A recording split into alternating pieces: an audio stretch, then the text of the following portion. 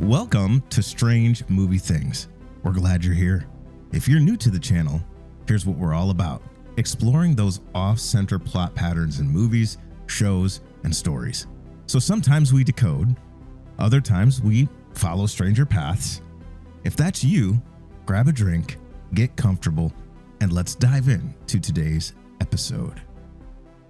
In this episode, we explore how Max's unresolved tether became the board's true pause point, and why emotional resonance, not dice rolls, hold the final command structure, and how rekindling feeling becomes the only way forward in the reroll.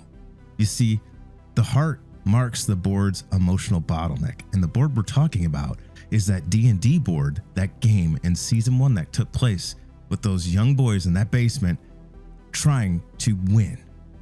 Logic didn't stall the system. What we learn about today is how the heart and grief did. Again, the game isn't frozen on logic. It's stalled on love, loss, and silence. In Dungeons & Dragons, emotion doesn't cast spells, but it does shape outcomes. And Max's unresolved arc is the system's bottleneck. It's where everything comes to a head, leading into and out of Season 4. Max's unfinished field isn't about power loss, it's about emotional fracture.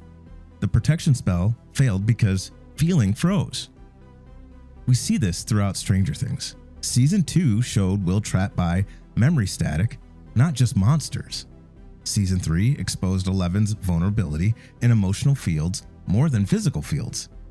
Season 4 revealed Max's survival was dependent on emotional resonance. For example, the music, her memory, and the feeling. Think Billy. Think running up that road. The board didn't just wait for strategy, it waited for heart. And here's what we know to be true as we move into Season 5, and how we can make some attachments to what we know to be true from that first D&D game the boys played in Season 1, Episode 1. We know Max is gone, but she's not deleted. We know her mindscape still pulses. It's undefined. We see this as we come out of Season 4. 11 hears the silence and recognizes it as unresolved grief. She lost her powers but regained them, and yet still has the ability to be the elevated unicorn in this universe, the savior of the team. While this is still unresolved, as the board plays this game out and as the characters carry it forward, we know this to be true. The board is stalled on emotion, not just action. We see this with other characters too. Dustin refuses to move on. His hope becomes the first ripple, a new variable introduced into a deadlock. He doesn't cast a spell, he remembers a friend, Eddie Munson. This is where the board flinches because our characters are slightly fractured. But there's hope, there's heart, and all the characters are at different places and spaces. Let's talk a little bit about Will. He twitches. He feels that tingle in the back of his neck, and it's rhythmic. This is the board's attempt to sync, but it needs the emotional trigger. What is he connected to? Is it Vecna, the Upside Down? Maybe it's the fact that Will is more than what we understand him to be. Maybe his powers are greater than we understand. And maybe because he was the one who cast that last spell that failed, will be the one to cast the spell that wins.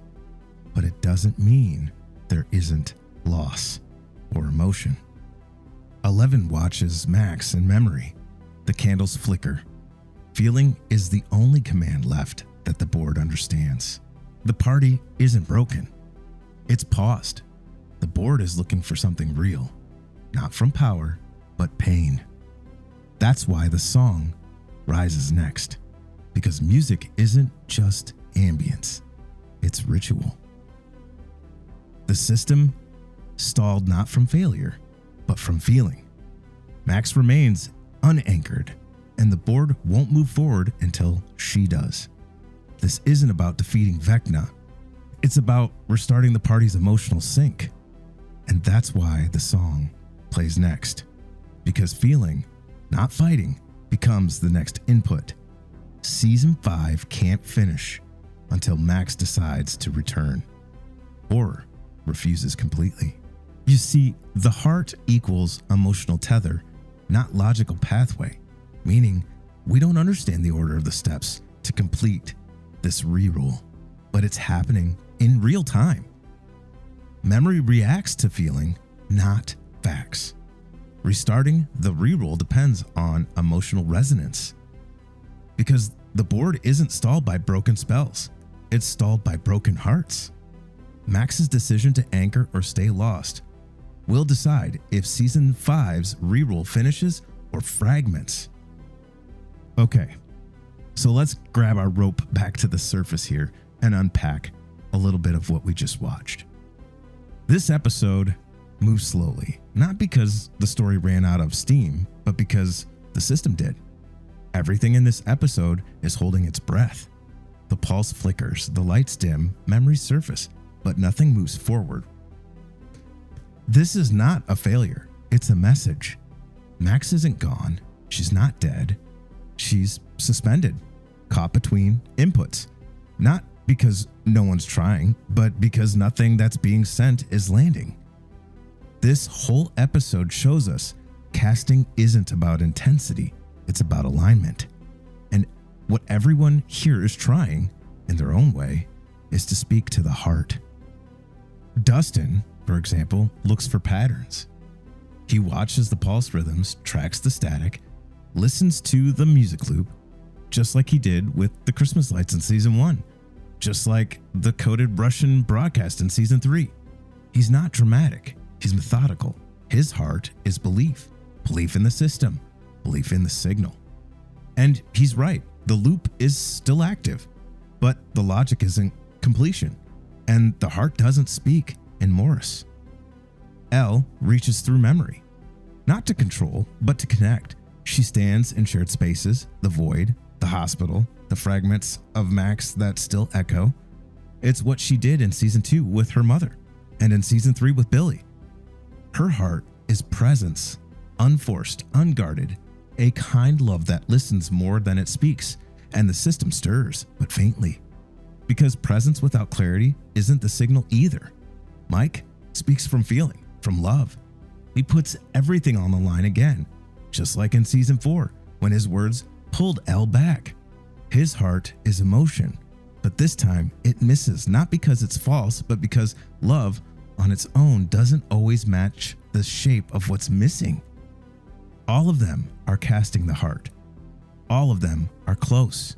None of them land, because the board isn't rejecting them, it's waiting.